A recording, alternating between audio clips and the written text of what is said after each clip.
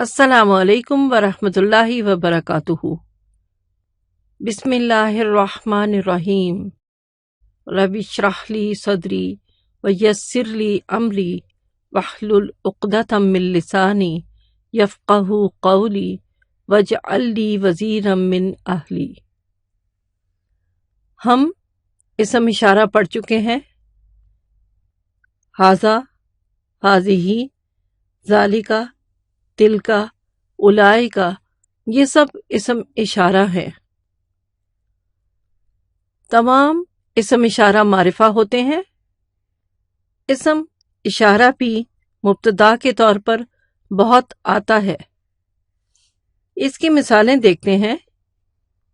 ھذا بیان للناس، ھذا یہ، بیان بیان ہے، للناس لوگوں کے لیے، تلکا حدود اللہ یہ اللہ کی حدیں ہیں، تلکا اسم اشارہ، حدود اللہ مرکب اضافی،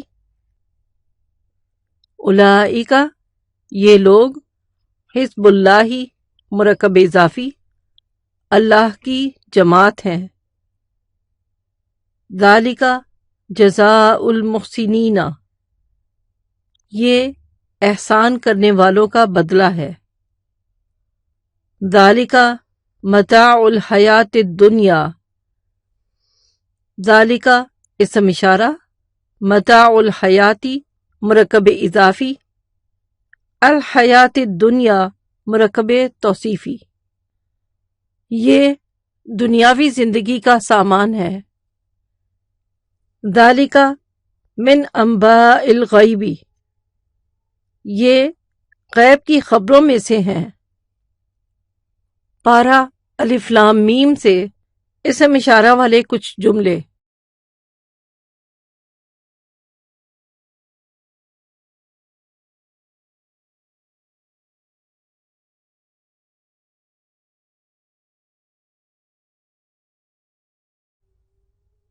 اسم ضمیر منفصل کے ساتھ جملہ دیکھتے ہیں۔ جب ہم نے اسم ضمیر کے متعلق پڑھا تھا تو بتایا گیا تھا کہ اسم ضمیر دو طرح کے ہوتے ہیں، متصل یعنی اٹیچڈ یا منفصل ڈیٹیچڈ پروناؤن۔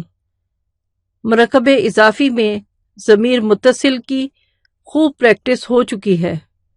اب ہم اسم ضمیر منفصل یعنی ڈیٹیچڈ پروناؤن کے بارے میں دیکھتے ہیں۔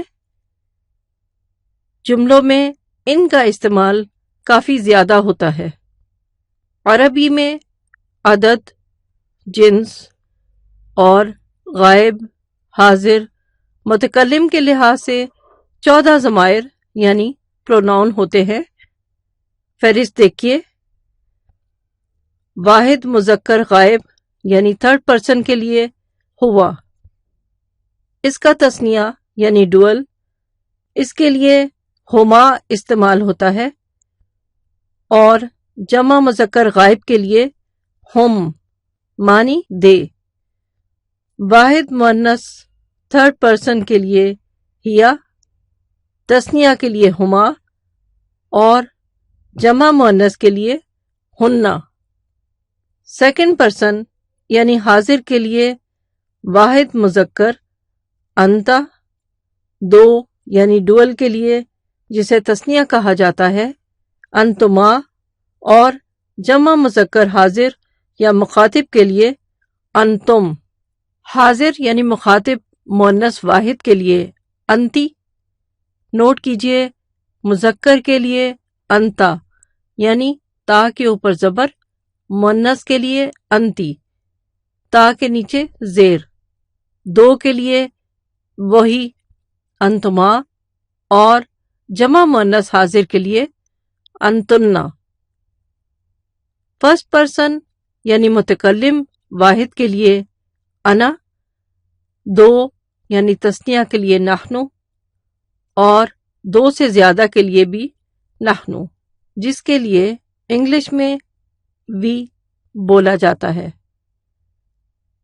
ہم ان 14 میں سے ہوا، ہم، انتا، انتم، انا، نحنو پر خاص توجہ کریں گے کیونکہ قرآن میں یہی زیادہ استعمال ہوتے ہیں۔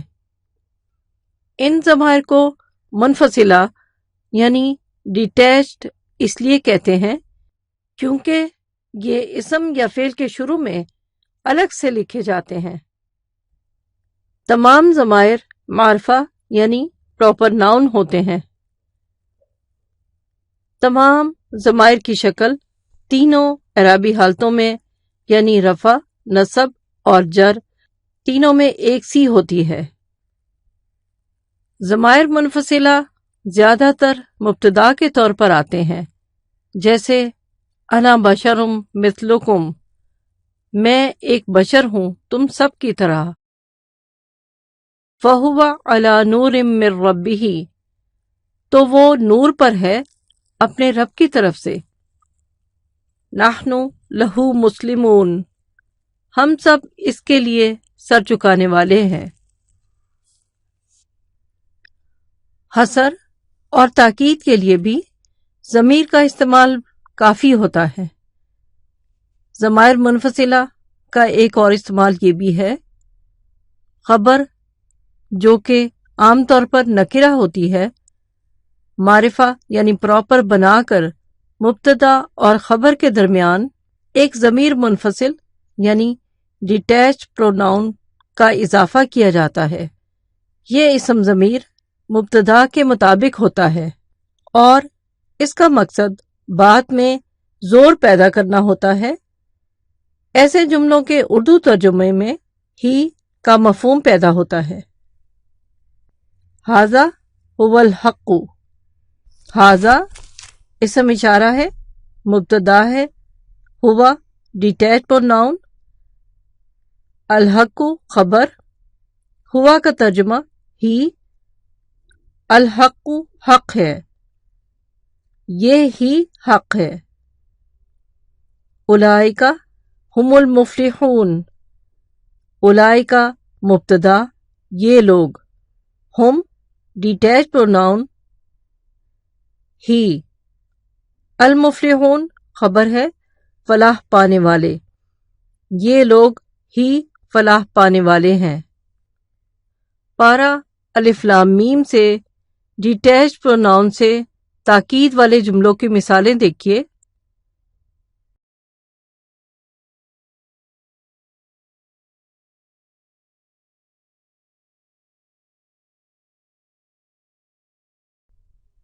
منفی جملے کو دیکھ لیتے ہیں۔ جملے میں نفی کا مفہوم پیدا کرنے کے لیے شروع میں ما نافیہ کا اضافہ کر دیتے ہیں اور خبر کے ساتھ حرف جر بی لگا کر اسے حالت جر میں لے آتے ہیں۔ مثلا ماللہ بغافل، نہیں ہے اللہ غافل۔ ما ہم، نہیں ہیں وہ سب، بمؤمنین ایمان لانے والے۔ ما ہوا، نہیں ہے وہ، بقولی شیطان الرجیم، کسی رجیم شیطان کا قول۔ ما انتا، نہیں ہے آپ، بتابعین پیروی کرنے والے، قبلتہم ان سب کے قبلے کی۔ ہم نے ان لیسنز میں ہر طرح کے جملہ اسمیہ کے بارے میں مختصراً جائزہ لیا ہے۔ آئندہ لیسنز میں ہم انشاءاللہ نئے ٹاپک کے بارے میں پڑھیں گے۔ سبحانک اللہم و بحمدک، اشہد ان لا الہ الا انت، استغفرک و اتوب الیک۔ السلام علیکم ورحمۃ اللہ وبرکاتہ۔